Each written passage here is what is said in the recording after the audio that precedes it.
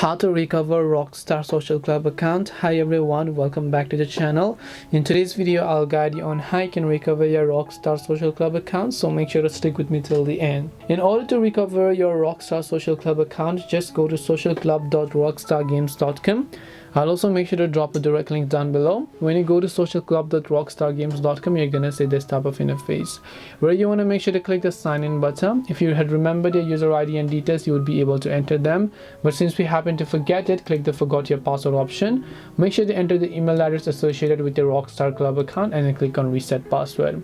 Once you've done that, if the address provided is one of the associated with your account, then you'll most likely receive a verification email to reset your password. So just log into your email, check if you've received any sort of verification from Rockstar Social Club, and once you've done so, you'll be able to click on the link. Once you click on the link, you'll be taken to the page where you can choose a new password without having to remember your old password.